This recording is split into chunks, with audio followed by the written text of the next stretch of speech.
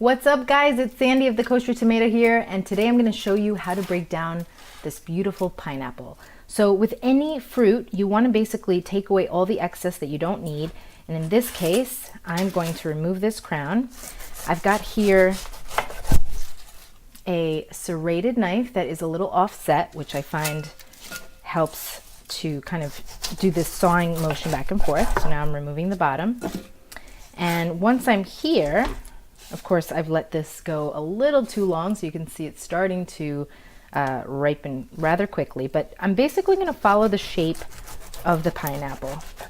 So I'm going to go down, and as I go down, I'm not going straight because the pineapple curves, so I'm just going to follow that natural curve. See that? I don't know if you can. There we go. Clean up as you go. And essentially, that's what I'm doing. I've got my index finger right over here, my thumb wrapped around the top because it gives me some good control there, and I'm just going all the way around.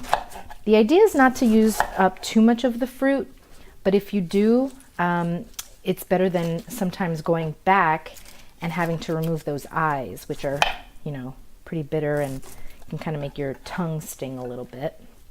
So essentially that's what it looks like. I'm just going to remove some of this excess stuff that's starting to turn brown on me. And at this point, this is what you need to remember. So once you're here, you're going to go through that core. Okay. And I've got my two halves. I'm going to go through it again and through it again. So now I've quartered my pineapple. And here's the key, guys.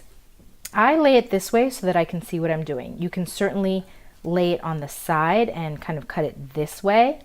You can do it this way and sort of cut down. It's whatever feels comfortable to you. But if you do this way, which is a little wobbly, I suggest that once you get here, you're just gonna move your hand on top, saw it back and forth, see that? And I remove that. Now, a key thing with this, don't get rid of it. Put that into your water, and it's amazing the amount of flavor that it extracts. It's delicious, and it's a way not to waste that, which is awesome. So you get the idea. You're going to go down the line here, remove this tough fibrous core, and then here you can just go ahead and eat your pineapple. So I hope that helped, guys. If it did, make sure to give me a like, let me know so I can make more videos for you. And if you have requests, please let me know. And if this was helpful, let me know and share it with someone. I could be reached everywhere on social media at The Kosher Tomato.